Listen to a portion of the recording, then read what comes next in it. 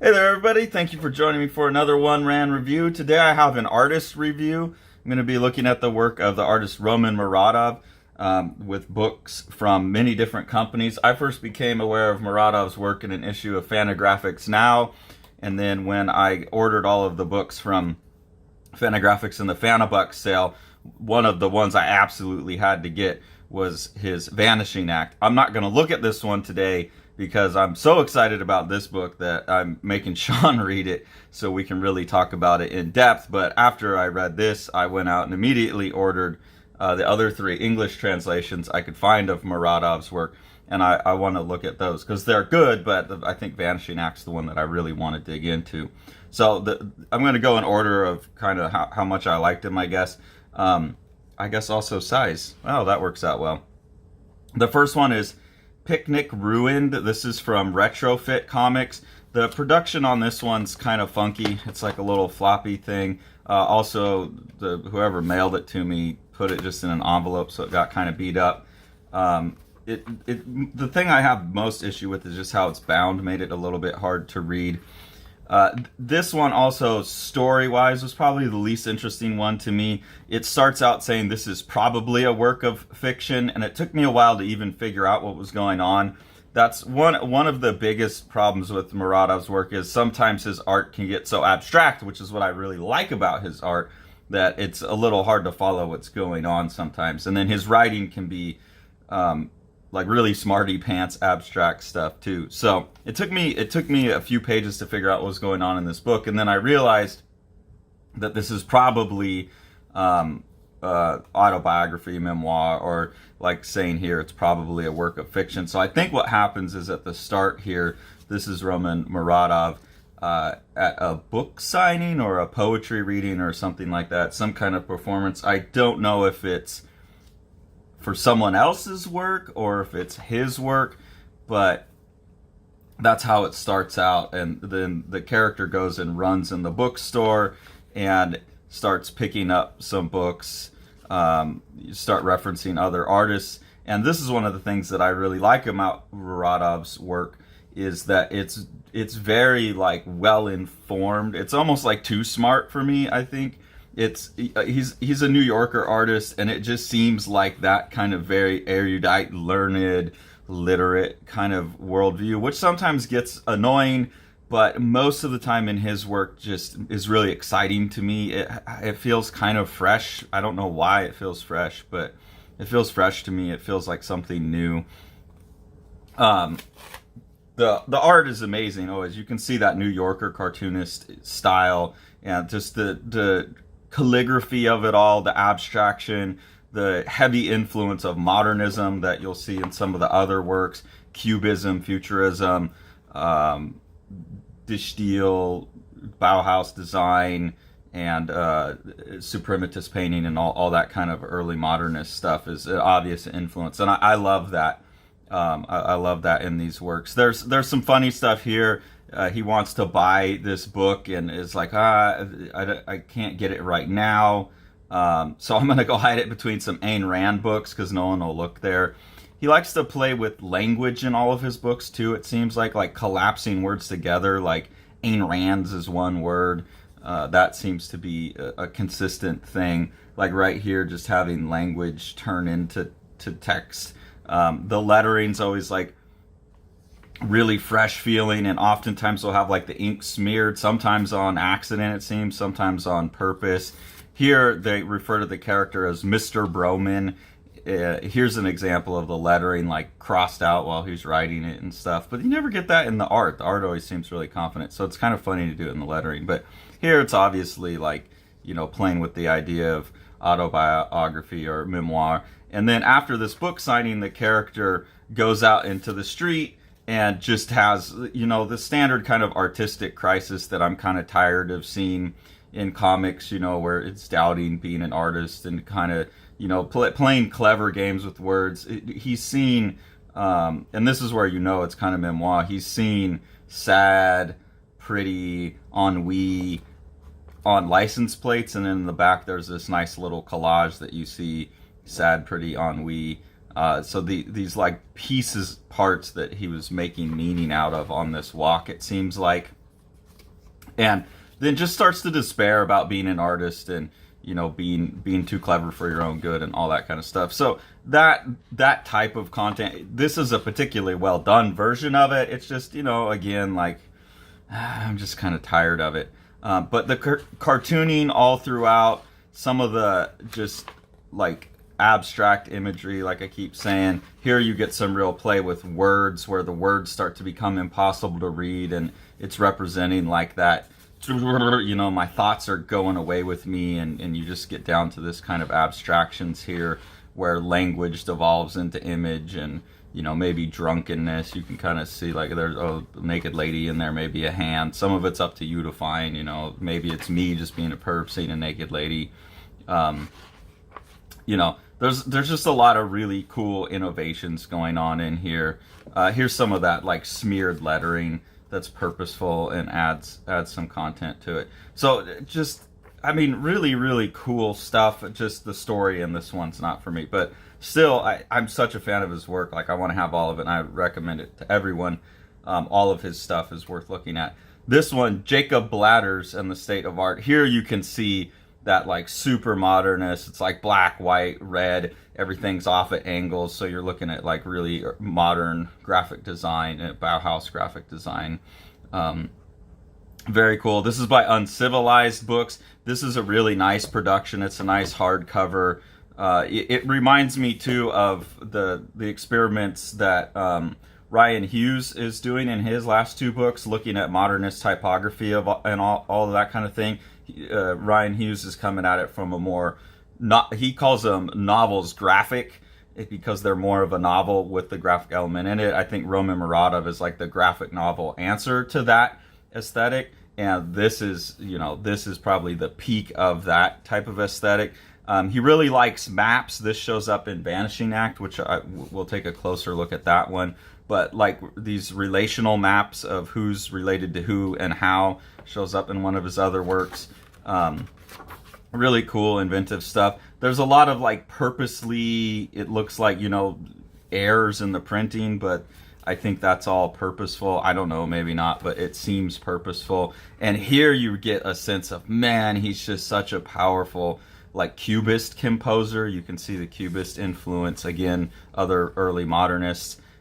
Here you get the modernist typography, and he says right out the gate, we will concede to your pedestrian demands for clarity in art just once. So all of his work has that kind of hoity-toity, like you're maybe not smart enough or sophisticated enough to get it, which usually irritates me. It irritates me a little bit in his work, but there's a playfulness about it that I think works. And then here he's saying, on this anointed map, which I thoroughly enjoyed between the folded four-ply, now observe a map of relative perambulations for the benefit of the reader. So this is supposed to be the one time in the book where you get some clarity about what's going on, and it's a map of everything that happens within the rest of the story. And that kind of idea shows up in Vanishing Act, but a little bit more clear. He's not being as anti-pedestrian demands in Vanishing Act. Was probably why I like that one more. But again, love the art in here. Really, really well printed, beautifully bound book. You can see how abstract some of the stuff gets. That is a bit of a barrier. Like, even though you have, these are the characters, flipping back and forth, it takes a bit. Because, like, these two characters here with all the abstraction going on, am I really supposed to know the difference between Jacob Blatters and his colleague? They both got glasses and pointy nose and hair, a similar here. So I think in that, and I think as an anti-clarity, maybe that's some of the intent, is to really force the reader to work. That would be a very modernist, postmodernist type of thing. Do ask a lot of them. So yeah, the art in this one, I'm really approaching it from like here, just the abstract sense. I love the abstract design. I love the kind of calligraphy. I love the different techniques of working with an oil pencil or something like that, smeared ink. And even when there's some images where I get a little bit lost on what's going on, or it takes me a while to interpret it, like I can keep up with what's going on in the story anyways. And I think I kind of like that. I think I kind of like having to interpret the image a little bit more, because the compositions are so good. It doesn't really bother me. So that's pretty much that book. Has this look all the way throughout it. And the writing in this one, definitely he's playing with language and think he's being kind of clever and, making up words, twitterances and things like that. He's talking about ladders all throughout, which seems to be like an illustration, a type of illustration or something. I don't know. That wasn't clear to me. Maybe it's a word in the illustration world that I don't know. This book is about Jacob Blatters, who's a New Yorker illustrator. So it has another, not memoir, but it's definitely like drawing really tightly from his own experience as a New Yorker cartoonist. In this one, it doesn't bother me as much because I don't know as much about like editorial illustration as I do comics. So it's kind of a little bit more of a peek into a world that I don't know. But it's still that thing of like, can artists talk about something other than being an artist? That would be nice. But they keep referring to these, like he's bringing in his ladders. And maybe it's just an illustration term that I don't know, but I think he's making stuff up. And that's, there's this funny bit in the back that justifies my skepticism that it's a real word, where he shows some of the words that he's made up and some of the words he hasn't made up and undermines them. So, New York, the birthplace of editorial illustration. In 1947, Manhattan alone boasts an estimated 2-4 illustrations per square foot. I don't know what that means. But he'll have stuff like, let's see, a good one, a metaphor, a now defunct rhetorical device relying on the substitution of a real-life entity with any animal. They're not really good definitions, but here, like spotilo, which he takes like spot illustration, makes all one word. Spot illustration, most commonly a borderless ink drawing set against a white background. So some of them will be good, like an actual. And then deadline, a fictional date given to an illustrator to encourage timely delivery of the assignment, usually set 1 to 2 days before the real, also known as the hard deadline. I don't know if that's the ink smearing. There's those weird things where like the ink's purposely messed up. So there's a lot of that. And then he says these career ladders are an illustration of a steep ladder scaled by an accountant in pursuit of a promotion or a raise. Oh, okay. A society of illustrators currently houses America's largest collection of career ladders, including works by M.C. Escher, Balthus, and Marcel Duchamp. So it's a type of illustration, I guess, that he's referring to. I don't know if he's making that up or if that's common, but that was the one thing that I was like, what are they talking about, these ladders?